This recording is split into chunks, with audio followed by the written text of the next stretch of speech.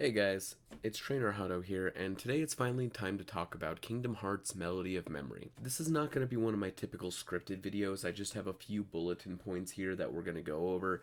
We will first be going over the general gameplay of the game, and then of course we will be going over the big dog, the story aspects. So of course, if you just want to skip to that, there will be a time code on the screen right now. Let it also be known that all of this footage was captured on the Nintendo Switch, and I didn't play it on PS4 yet because I just didn't want to.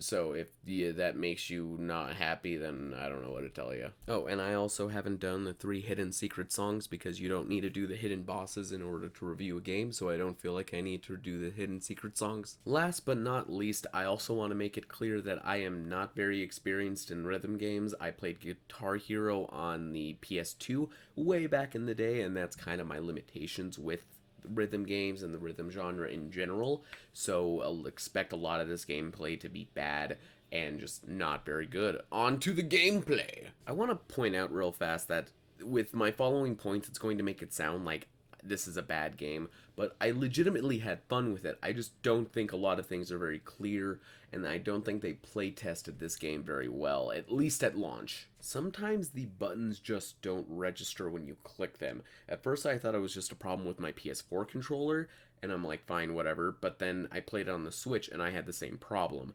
And then I also had my friend play it, and I watched him as he was playing it, and he had the same problem with the buttons not registering when they were pressed. So I don't know if this was just a small glitch that they fixed in later patches, because I do know they added a patch since then. I just haven't played since then, unfortunately, but that is definitely an issue that I feel the game has. But again, that could easily be fixed with like an update. The boss fights are also incredibly unclear on what to do, specifically the Maleficent boss fight, because you have freaking Terra, Aqua, and Ventus all there, but you're supposed to press B to dodge attacks, but it doesn't work for all of them. So I think you're supposed to press X and Y as well, at least on the Switch, to dodge all of the attacks, but sometimes it didn't work. So eventually I just started spamming the buttons, and then yeah, it eventually worked and I cleared it. But again, I just didn't know if I was supposed to be doing that or if there was something else I was supposed to do. Again, the boss fights are unclear, specifically that one, and I hate it. And other than that, I think it was just a fairly decent rhythm game from at least what I've experienced. There were a few quality of life things that I would have liked.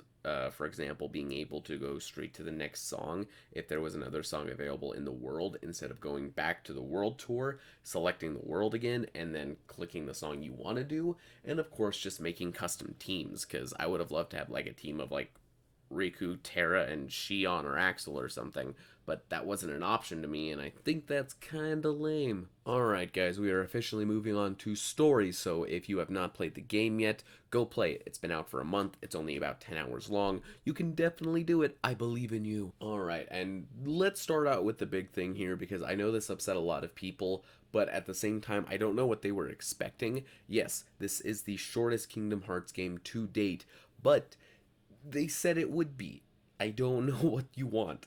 I just don't know. It's a good rhythm game. It's about average length from a rhythm game to my understanding, so I don't know, man. Just get over it. But also, I just need to get this out of my system. Fuck that mouse. Mickey, Aqua was in the realm of darkness for 10 fucking years. You find out Riku is gone to another world for 5 minutes and you're like, we gotta go save him, guys. There's no other option. Fuck you, Mickey. Fuck you. I'm sorry. I try to be nice in these videos, but Mickey, you are pushing my patience here. Don't get me wrong. I love Riku too. He's my boy, but I don't like you, Mickey. You are proving to be a problem. Alright, on to the more serious parts of the lore and all that kind of stuff that brought up in the Kingdom Hearts Melody and Memory. We actually did get quite a bit of information. We have now official confirmation that the nameless star is Yazora's girlfriend, whatever her name is. I don't think they ever gave us an official name. We also found out the city in which Riku is in the secret ending of Kingdom Hearts 3, Quadratum. I believe I'm saying that correctly. I'm not 100% sure. And that it is in a unreality or a fictional world according to Ansem the Wise, which is an also interesting factor just because Terranort knew unreality was a thing and knew that Kairi could have ended up there if things went wrong, and that it wouldn't be easy if she made it to unreality. Which, of course, implies that it's not going to be an easy task getting Sora back from unreality.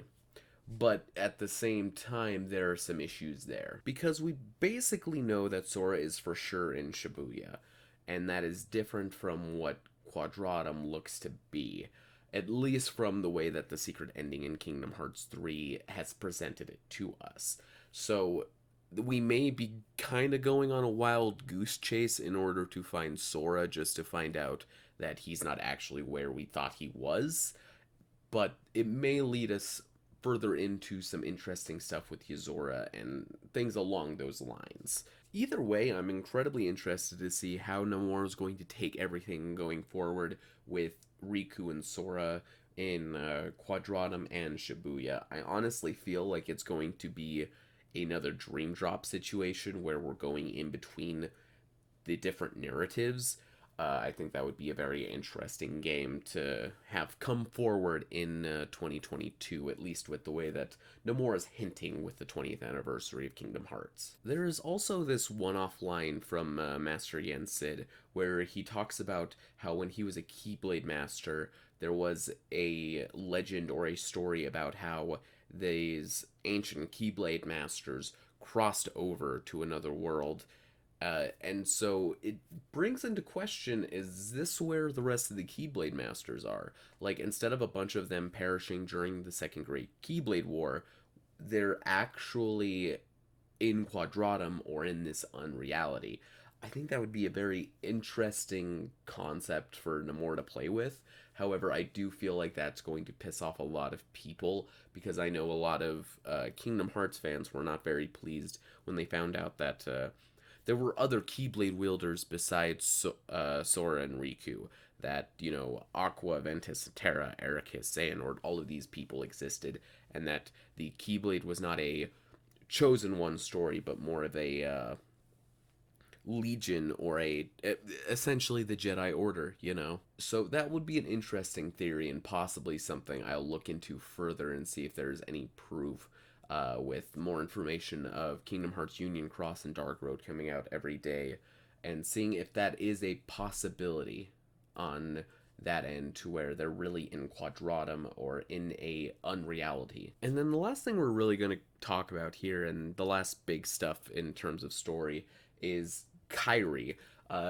She really seems to have taken a 180 as of Remind.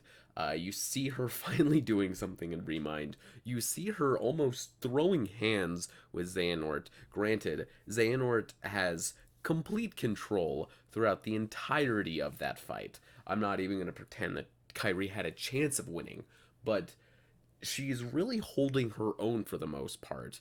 And Xehanort even deems her enough of a threat to where he's like, alright, I guess I'll pull out my Keyblade.